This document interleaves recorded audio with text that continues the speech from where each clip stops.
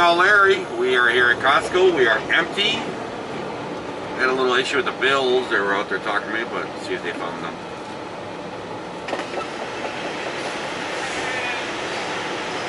Got them? I don't know. They can't find it. You sure you don't have? I'm positive, 100%.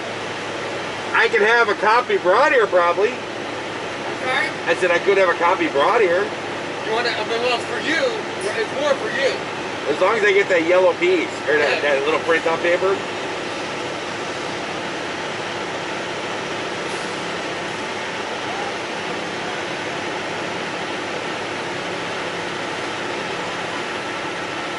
Because it's just a bakery place. We live here in town, so I can just run over there and have them give me a copy. Yeah, so it's more for you. We don't keep it, so it's all you. Okay, sounds good. All right. Thanks. How's it going? You too.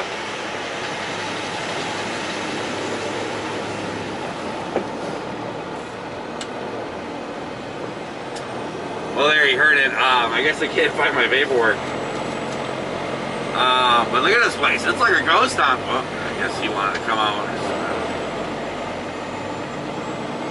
There's no line out the highway. There's nobody. I mean, it's crazy. There's doors actually open. Still one guy sleeping in the driveway right there. I don't know why he has to sleep there. But I gotta close my doors and tuck my bus. Well, guys, we're back at the shop. We're gonna get started working, piecing this truck back together, get this thing running. I'm waiting for a delivery for antifreeze and for oil. I'll show you guys. I've given you guys a tour of my place here. I'll go over it real quick again. That's my hotel. That's my hotel room.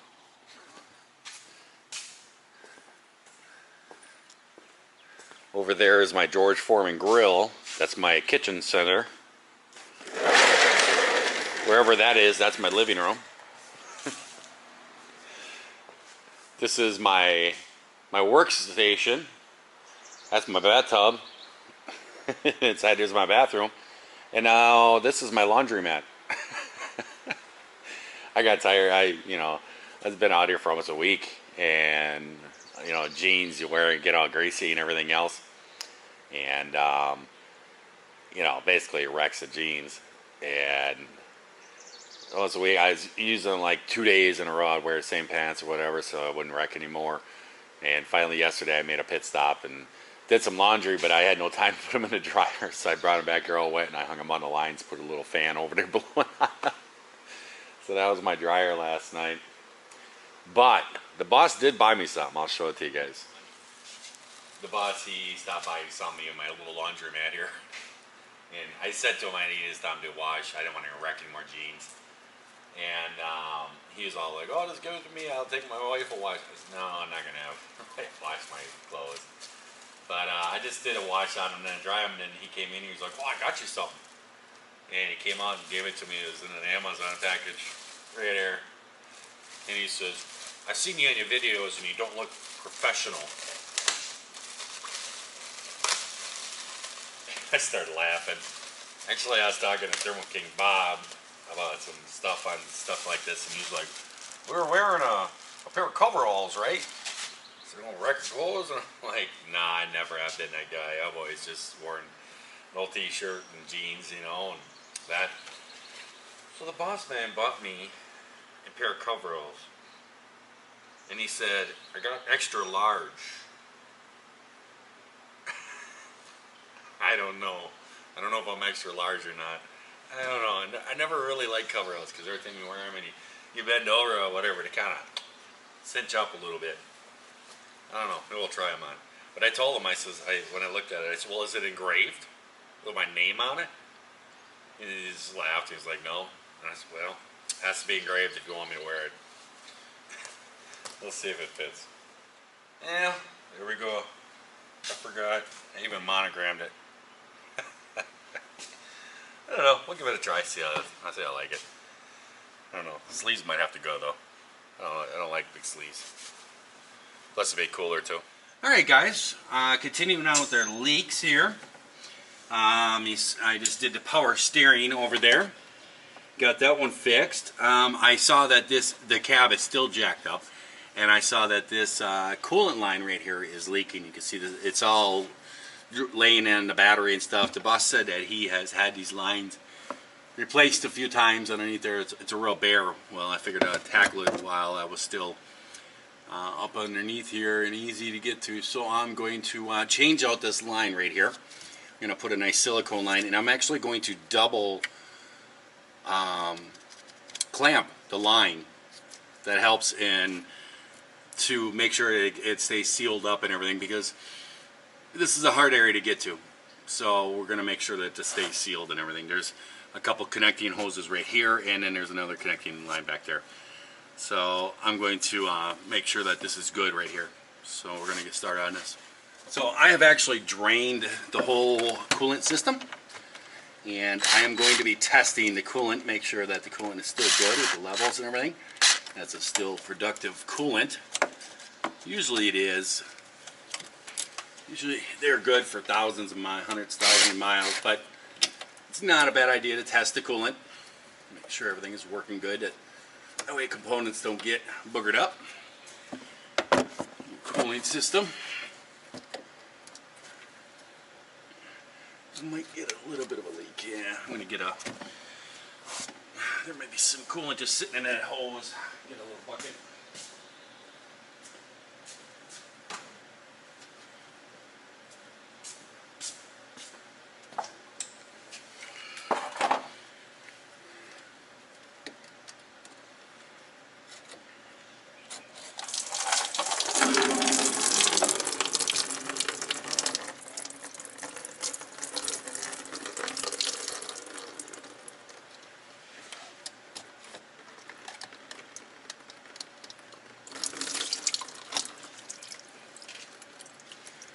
This coolant here, I drained the system, but there's coolant that sits up into the heater core, you know, in the truck and everything else. So stuff that doesn't drain all the way out.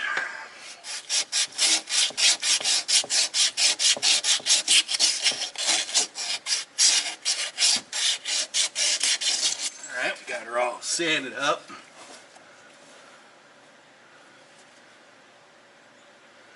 Just kind of get our measurement here. I don't have a hose cutter, so I have to use a utility knife. Hose cutter is nice because it makes the cut, you just snip it and it makes a straight cut. Where your utility knife, you kind of go around it, and sometimes you can get a little bit off in your cut. And I have to put that on the list of things, right? Right.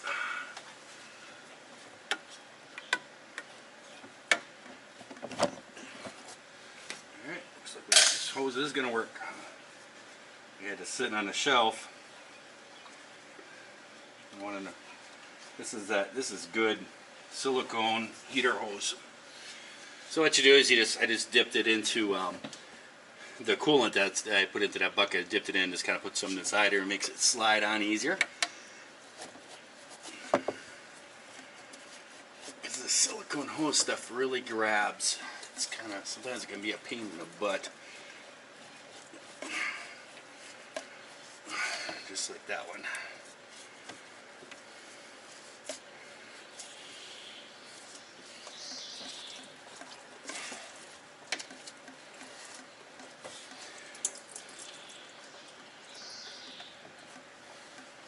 Ready? Now we're going to put our hose clamps on.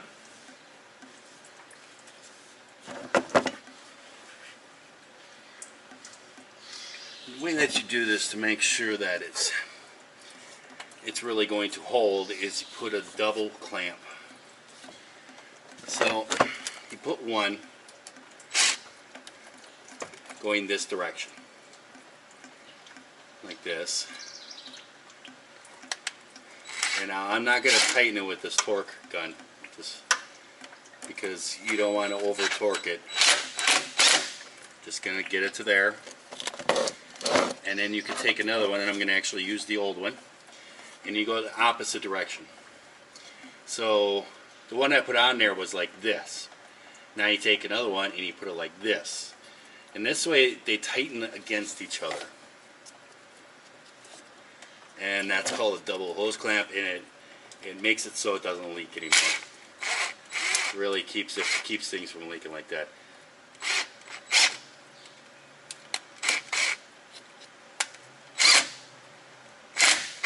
Just like that. But you don't want to crank it with this impact thing, because you can actually strip them, for one thing, strip the hose clamps. And the other thing is you can actually collapse this aluminum coolant line that's going on to. Then we're going to go back with a 1/4 inch ratchet and snug them the rest of the way up. And you use this smaller stuff too. You can use a little, like a screwdriver deal with a bit to do it if you want to.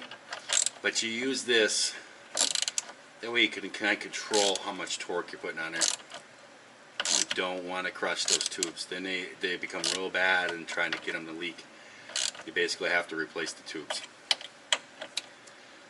Just want to have it snug, but not crazy tight. Because you think, well, there's a leak there, let's just crank on it and tighten it up. But then you crush that tube, and then you got a non-round tube, you got an oval tube. And it's pretty much going to leak. There you go.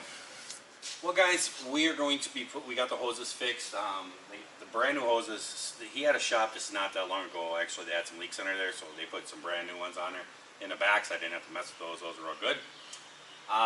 Basically, we're all fixed on coolant leaks that I saw, so now we're going to be putting coolant back in. We did buy a container outside that he was going to dump the old coolant in, put new stuff in, but to save a lot of money, you can actually just test the coolant and see if you can put it back in. So you can buy these any place. These are any automotive place. These are coolant test strips. Basically, it's almost like a little pregnancy test. You basically, it's a little strip. It has different things on there, little pads. You put it in the coolant for 2 seconds, compare it onto the chart here to make sure it's within levels. So you just kind of put it in, 1, 2, go. Flick off the P, coolant, and you just compare it here. Okay, pH levels right there.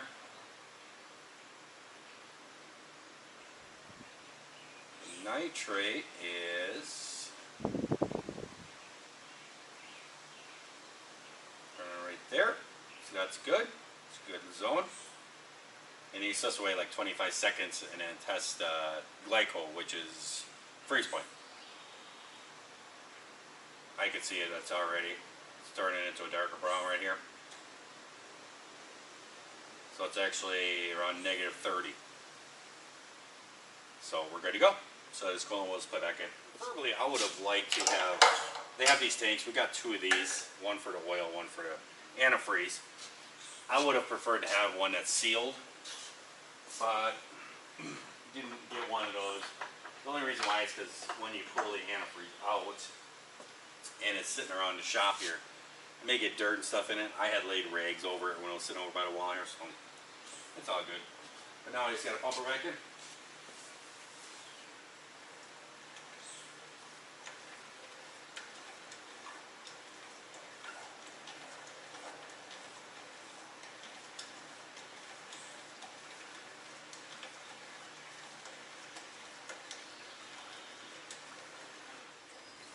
Now we're getting down to the end here.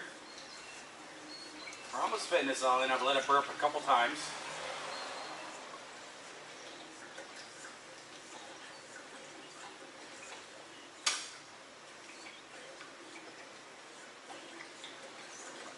Oh, there she goes. That's as much as she's going to fit in.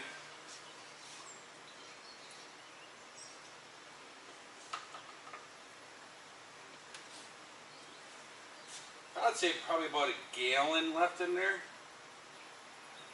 And it was, you know, just right on the verge of, you know, it was good for the glycol and stuff. The pH and the nitrate was just a little, it was right on the line. I'd say it's pretty close. But, so I'll, you know, once it burps and everything, I'll add probably a gallon of brand new stuff. That'll bring everything up good. Well, guys, this is one of the major leaks over here. That's causing a lot of the oil on the bottom. I'm guessing that there might be more. It almost looks like the oil pan gasket's leaking, but we really can't tell because of the power steering that was leaking over there, on the other side, which we repaired. And over here, this is leaking. You can see this is where it starts. And leaking down, and then it's all around the oil pan, so it could have been leaking for quite a while, because you can tell this hasn't been washed or nothing in quite a while. It looks like this guy hasn't took this through a truck wash and engine wash in a long time, so you can't really tell where the oil is. So we're gonna have to repair what we think, and then we're gonna have to power wash this, run it for a little bit, and then double check everything. So we're gonna be pulling this apart. This is the oil return line from the turbo. The oil gets pumped into the turbo. That's with your bearing in there and everything. Gets lubricated, and then after the oil passes through, it runs back down through and into the block. And so we need to take this off. Sometimes it can be a booger. I'll just say that. Not too much the bottom one. The bottom one's pretty easy, usually. There we go.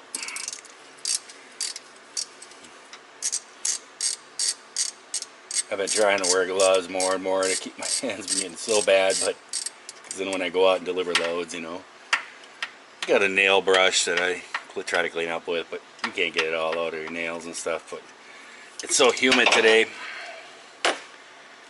it is just about impossible to put a pair of gloves on after you put the first one, because your hands get wet and then you can't get it on. It's kind of messed up. That one down there is a 13 millimeter, you know, because the newer year, you know, it's 2012 or whatever. You know, everything's metric on them and stuff. But then the turbos, they still do half inch. I was hoping to get the wrench on the outside one. Doesn't look like it's gonna happen.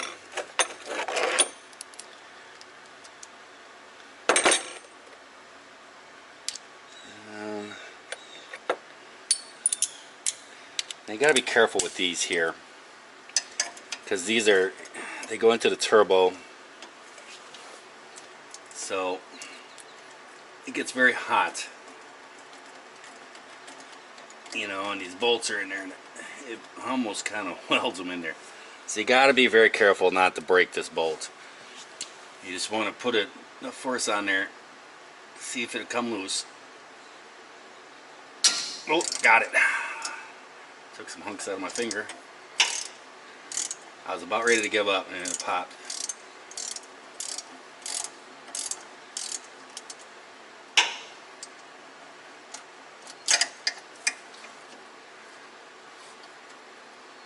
But if you break one of those off in there, oh, that's a pain. You basically have to take the turbo off. You got to try to get it out with easy outs and everything. Torch. I actually have my torch sitting right here in case it won't come. Then they can just put a little heat on the base of it, and then they'll come out. But these turbos get so hot and cool, hot and cool, it almost welds them in there sometimes. I wouldn't have to take this one off. It's just the bottom one that's leaking, the bottom part of this return tube. But this tube has been on there so long. It does have a flex point down here. You'd think that you would be able to move it, but there's no way. It's been on there too long. Alright, now we get a slider right out.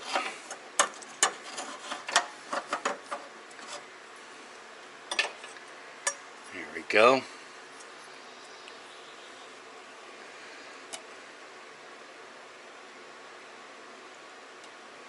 Should be, yeah, there's an O-ring right in there. Clean that out. Then there's a gasket that's right here.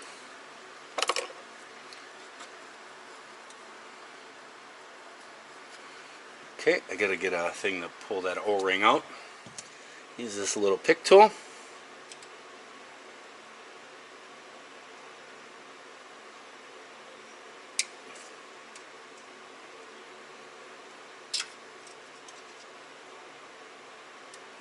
There we go. That's the O-ring that's leaking. You can see it on the tube here. You can see where it was just leaking out right down at the bottom there. Top is all good, but the bottom was leaking out around here. So I will get some rags and some brake cleaner and clean this all up, and see if there's any rust in there or anything like that. Clean up the pipe and then reassemble. Well guys, we got her all cleaned up. Everything's all cleaned up. I took emery cloth on the inside, cleaned all the outside. It's all good to go. So now we're just going to start putting it back together. Thought I'd show you. This is the old gasket. This is the old O-ring. It's actually square. This thing is hard as a rock. Here's the new one. It's actually round and it's flexible. So this one here, that thing is hard. So I mean, that's the whole reason why it's leaking. I am going to do another little precaution, but basically what I want to do is just put a little bit of oil on here, just to lube up the O-ring so everything slides in there better, and it just sits right up inside there, just like so. There you go. And then if you just get a little bit of grease on your finger and you put it on the inside of this, it'll actually make it so that it'll slide in there easier. Grease ain't gonna hurt nothing. Just like so. And then I am gonna do an added thing, because it was leaking so bad. I am going to put, almost like make a gasket here. I'll put it around here.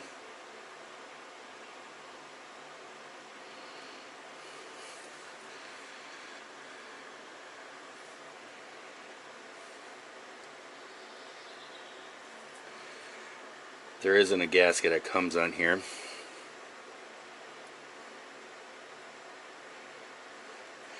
If you haven't figured this out, I kind of go a little bit beyond. I try to clean the stuff up real good and everything, and make sure everything is real nice and clean when it goes back together. And then I kind of go overboard to make sure it doesn't happen again. And that's good, and it usually works. If it does in the future, it kind of sucks for the next guy who has to try to change this, because then he's got to get it all off there, clean all this up. So now, and you can also see on this gasket here, this is the gasket that goes on the turbo there. It wasn't leaking there, but that one was completely flat. This one, it has like a little raised, like a baldy dent in there, so that when you tighten it up, it actually squishes out, and that's what seals it. But we're gonna slide this back in, get this end started. There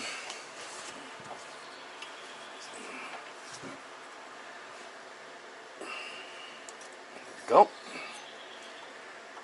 Well, then I can have it off to the side.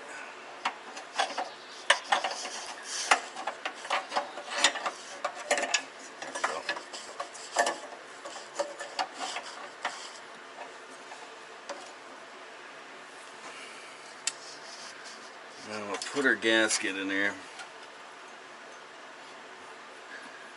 and we use a socket. Try to get this up through there. So I can't really reach around and try to hold it covering your view. I know that, but you're just basically fishing up through there, and you got to get it into the hole of the gasket and kind of pull on the gasket a little bit to make sure it's lined up. Like so.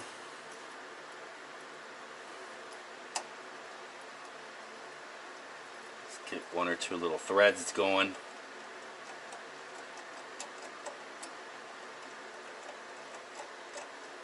Get the socket back. off.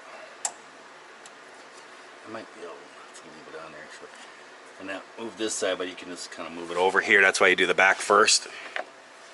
Might be able to start this one. Oh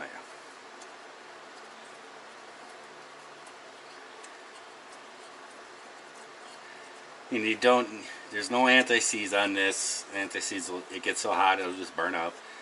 And you don't need thread lock on her because they pretty much thread lock themselves.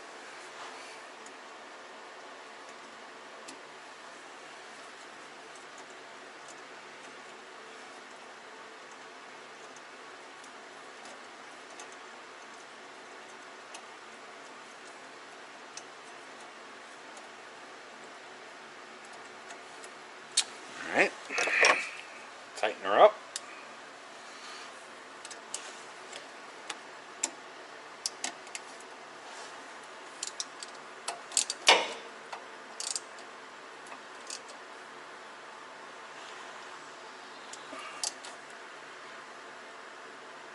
And click. Perfect torque. Now I gotta see if we can get this socket off.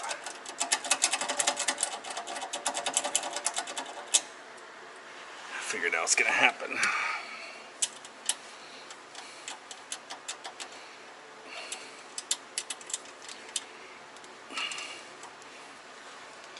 So what happens if I a little bit the other way? Maybe it's kind of wedged on there. Oh, there I got it, I think. Yep.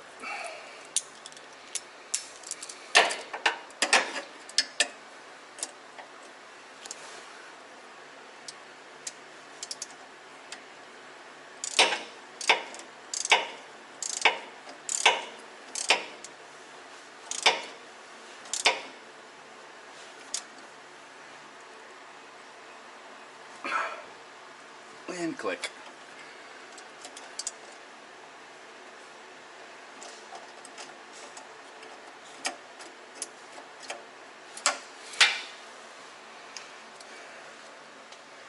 Now I'm just going to put that bolt down the bottom.